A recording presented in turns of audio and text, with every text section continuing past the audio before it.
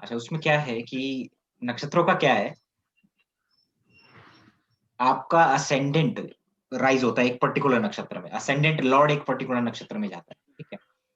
और मून सबसे इंपॉर्टेंट होता है मून, क्योंकि जो ये नक्षत्रों की बात हुई ना, वो चंद्रमा किस नक्षत्र में गया उसके ऊपर ज्यादा बात होती है, और होनी भी चाहिए। अच्छा, मून के ऊपर क्यों है, क्योंकि मून ना वाटर को रिप्रेजेंट करता है। मून वो चीज को लेके आता है आपकी लाइफ में जो कहते हैं ना कि मेमोरीज जिसको आपके लिए, है ना, पास्ट लाइफ का एक मून कुछ ना कुछ लेके आता है। मैंने कहा था वाटर के अंदर मेमोरी होता है, वो याद रखता है चीजों को, ठीक है। तो मून मून आपका इमेजिनेशन है। तो मून का जिस नक्षत्र में जाएगा ना, उसका आपकी पर्सनैलिटी पे, आपके सोचने के तरीके पे बहुत इम्पैक्ट पड़ता है। आप सबसे ज्यादा किस चीज के बारे में सोचते हो, आपका एरिया ऑफ लाइफ सबसे ज्यादा कौन सा एरिया आपका अफेक्टेड है। चंद्रमा जैसे मान लीजिए, चंद्रमा चला गया आपका चित्रा नक्षत्र में, मंगल के नक्षत्र में, मंगल बैठा है चौथे भाव में, है ना, और चौथे भाव में बैठ के 12वें भाव से कनेक्ट हो रहा है, युति बना रहा है किसी प्लैनेट, उसका जो एरिया ऑफ लाइफ है, फोर्थ हाउस ज्यादा सोचता होगा, फॉरेन से कनेक्टेड हो जाएगा, ठीक है। उसका मून, मून की वजह, मून नक्षत्र, मून के नक्षत्र को देख, और हो सकता है वो उसका जो, हो सकता है वो फोर्थ हाउस से रिलेटेड काम करता हो, रियल एस्टेट, घर बनाना, घर दिखाना, ठीक है, जमीन से जुड़ा। चंद्रमा के नक्षत्र की बात कर रहा हूँ। चंद्रमा मान लीजिए किसी का पुष्य नक्षत्र में है, पुष्य का लॉर्ड शनि होता है, तो शनि 12वें में चला जाए मान लीजिए, तो 12वां जो है भाव है उसकी लाइफ में बहुत प्रोमिनेंटली आपको देखने को मिलेगा। तो आपका जो भी नक्षत्र है, चंद्रमा का नक्षत्र है, असेंडेंट का जो नक्षत्र है और असेंडेंट लॉर्ड का जो नक्षत्र है, उसको बहुत केयरफुली ऑब्जर्व करना चाहिए। आपको लाइफ पर्पस, आपकी लाइफ में क्या चीजें बहुत इंपॉर्टेंटली, बहुत प्रोमिनेंटली होने वाली है, वो वहीं से पता चलेगा, ठीक है। तो जब भी मैं किसी नक्षत्र की बात करूंगा, तो जैसे मैं बात करूंगा कि अ, अश्विनी नक्षत्र पीपल ऐसे होते हैं, तो जनरली समझ जाइए कि असेंडेंट उस नक्षत्र में हो या चंद्रमा उस नक्षत्र में हो, तो जनरली मैं उसकी बात कर रहा हूँ।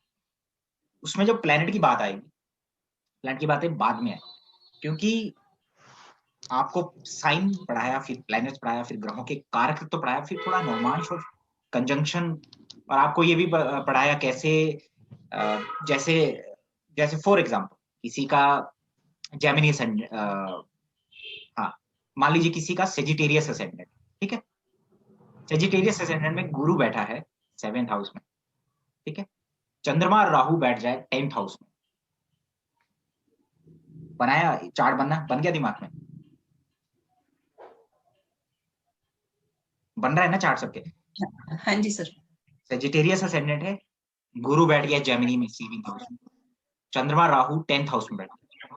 प्रेडिक्शन दीजिए, क्या प्रेडिक्शन, कोई भी कोई प्रेडिक्शन दीजिए, मतलब सर ये हो सकता है। सर 10th हाउस भी जुड़ गया ना, पाइसेस आ गया वहां पर। पाइसिस नहीं आएगा, अच्छा। वर्गो आएगा। ये सर पाइसेस आएगा। उसका चंद्रमा और राहु बैठा है वर्गो आया 10th 10th हाउस में, वर्गो 10th में है। एक बार सर रिपीट कीजिए थोड़ा सा। यार वर्गो आएगा 10th हाउस में, वर्गो में चंद्रमा राहु बैठा है, और आपका 7th हाउस जेमिनाई में जुपिटर बैठा हुआ है। प्रेडिक्शन तो वो दोनों जो हस्बैंड, जो उनका रिश्ता होगा, मतलब जो उनका, मतलब आप आपस में मिले होंगे, या अगर अरेंज मैरिज भी हुई है, तो वो किसी प्रीस्ट के थ्रू हुई हो सकती है, या किसी रिलीजियस प्लेस पे शादी पक्की हो सकती है। प्रीस्ट के थ्रू, अच्छा ठीक है। और कुछ जो मैंने पढ़ाया हो, बात बात पे सर नुक्ताचीनी करेगा। प्रोमिनेंटली काम के अपने अपने वर्क प्लेस के ऊपर वो फॉल्ट फाइंडिंग बहुत करेगा, उसके मतलब झगड़े होंगे, और उसको घुटनों से रिलेटेड प्रॉब्लम्स होंगी। इनके जन्म स्थान के पास कोई मस्जिद हो सकती है, या कोई पानी का स्रोत हो सकता है। दूसरा, काम के रिलेटेड इनको मेंटल टेंशन हो सकती है, और या फिर ये कुछ केमिकल्स रिलेटेड कोई काम कर सकते हैं। और कुछ, और कोई बताना चाहते वर्क फील्ड बार-बार चेंज करते हैं, और इनका इंटरेस्ट जो है वो लर्निंग्स में होगा। चलो ठीक है, छोड़िए। अच्छा देखो, ठीक है, कोई बात नहीं। मैं जो चीज सुनना चाह रहा था ना, मैं ये देख रहा था कि मैंने आपको एक टेक्निक बताया था कि जब दो ग्रहों का डिस्पोजिटर एक ही हो जाता है ना, उनका संबंध बनता है, उनके कारक तत्व, उनके भाव एक दूसरे को इफेक्ट करते हैं। गुरु बैठा है जेमिनी साइन में, चंद्रमा राहु बैठा है वर्गो में। गुरु चंद्रमा राहु कनेक्टेड है, ठीक है। याद होगा कैंसर के लेक्चर में या कहीं मैंने बताया है, चंद्रमा राहु फॉरेन को रिप्रेजेंट करता है, फॉरेन जाने का योग बनता है। और गुरु अगर जुड़ जाए, मैं कहा तो गुरु चंद्रमा राहु या गुरु चंद्रमा एक दूसरे से त्रिकोण में हो, फॉरेन से जुड़ता है आदमी, फॉरेन ट्रैवल करेगा, ट्रैवलिंग होगा लाइफ में, उसका लाइफ में लिविंग प्लेसेस में चेंजेस होते हैं उसकी लाइफ में, लॉन्ग टर्म के लिए फॉरेन का योग बन सकता है, because Rahu represent foreign things. गुरु जीव कारक है, चंद्रमा वाटर है, चेंजेस है।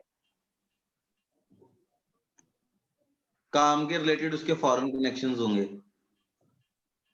वर्क, ये फॉरेन में काम करता होगा। मैं ये चीज सुनना चाह रहा था, ठीक है, क्योंकि जब आप नक्षत्र पढ़ोगे ना, तो ये नहीं होगा कि इस नक्षत्र में बैठा है वो तो बड़ी बड़ी बातें हो जाती है, वो उसमें रियलिटी नहीं आएगा या कुछ प्रेडिक्शन नहीं आएगा। मैं ये सिखाऊंगा नक्षत्रों से प्रेडिक्शन कैसे होता है। उसके लिए आपको ये आना चाहिए भाई, आप भूल जाते हो, इतना तगड़ा चीज है। मान लीजिए चंद्रमा किसी का बैठा हो 10th हाउस में एरीज में, सैटर्न बैठ जाए स्कॉर्पियो में, क्या प्रेडिक्शन है? ये जॉब से रिलेटेड ट्रैवल करेगा, जिसने जॉब छोड़ी होंगी, काफी चेंज की होंगी जॉब्स, वाई ये सोचता ज्यादा होगा। ऐसा क्यों? चंद्रमा है ना, चंद्रमा चेंजेस है ना, शनि जो है जॉब है ना, प्रोफेशन है। ऐसा तो वो कनेक्ट हो रहे हैं इसलिए। हाँ जी, दोनों का डिपॉजिटर एक है। हाँ, दोनों मार्क्स के डिपॉजिटर एक है, एक डिपॉजिटर है, तो वो इंटरलिंक्ड है। जब चंद्रमा की दशा में टेक्निकल जॉब करेगा वो नहीं, कोई क्यों सर? मंगल है और शनि कनेक्ट हो रहा है तो नहीं, मंगल कहाँ है? मैं तो शनि और चंद्रमा का पूछ रहा हूँ, साइन में है नो डाउट, बट मैं सिर्फ आपको पूछ रहा था। अभी जब चंद्रमा की दशा आएगी ना, तो सैटर्न के कारक तत्व यानी प्रोफेशन से रिलेटेड इवेंट को देगा, ठीक है, रिलेशनशिप से रिलेटेड इवेंट को, बट प्रॉब्लम देगा। ये प्रॉब्लम क्यों देगा? बिकॉज चंद्रमा यहाँ अश्विनी का बैठा हुआ है या भरणी का बैठा है, मेनली अश्विनी, और शनि ज्येष्ठा का बैठा हुआ। अश्विनी और ज्येष्ठा का बनता नहीं। अभी टेक्निक जब दूंगा तो ये याद होने चाहिए यार, जब तक आपको ये याद नहीं होगा कंफ्यूज हो जाओगे भाई। इसीलिए आपको पहले साइन प्लैनेट, फिर ये कारक तो फिर ये सारे जोड़ना सिखाया, चार्ट्स पे प्रैक्टिस कराया। नक्षत्र पे भी आएगा, मैं बोलूंगा मरकरी अश्विनी में है, सैटर्न वीनस का कनेक्शन है चार्ट में, इसका कोई एक सिबलिंग जो है जुड़ा होगा मेडिकल साइड से, वीनस केतु है, मैं बोलूंगा तो आपको आना चाहिए ना। ठीक है, तो चलिए हम बात करेंगे आज अश्विनी नक्षत्र की। चंद्रमा का नक्षत्र मैंने कहा बहुत इंपॉर्टेंट है। चंद्रमा जिस नक्षत्र में बैठा हुआ है, ठीक है, चंद्रमा किसी का बैठा है उत्तराषाढ़ा नक्षत्र का, ठीक है, उत्तराषाढ़ा नक्षत्र में बैठा हुआ चंद्रमा। उत्तराषाढ़ा का लॉर्ड कौन होता है? सूर्य होता है। सूर्य की पोजीशन को देखिए, वो एरिया उसकी लाइफ में प्रोमिनेंटली बहुत बड़ा रोल, वो हाउस जिस हाउस में बैठा है, वो हाउस उसकी लाइफ में बहुत बड़ा रोल प्ले करेगा। मेन उसका फोकस उसकी लाइफ में वहीं का रहेगा।